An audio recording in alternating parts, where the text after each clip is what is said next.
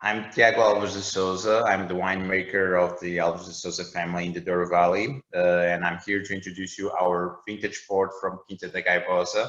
So vintage port, as you know, it's the top category of port. It's a wine that it's only made on very special years. At the same time, it should really represent the essence where it comes from.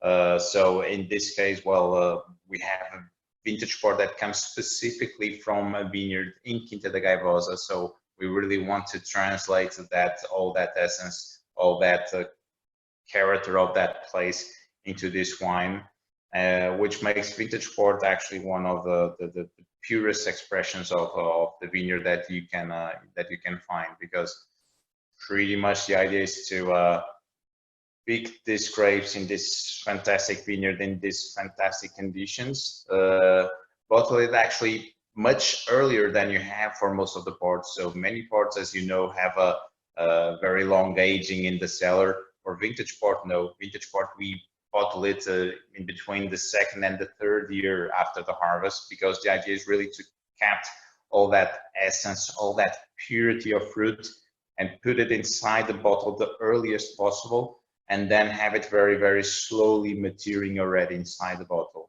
So that makes it something very unique, and again, a very pure expression of the vineyard.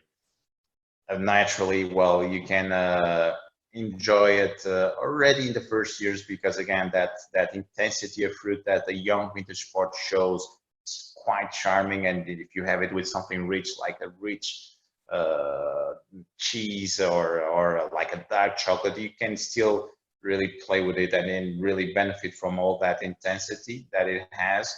But at the same time, well, you can actually leave it for your grandchildren, which will enjoy it even more in 100 years time. And that's the special thing of vintage port. It's a timeless wine. It's a wine that you can actually pass on from one generation to the other, when it will really reveal all its very best.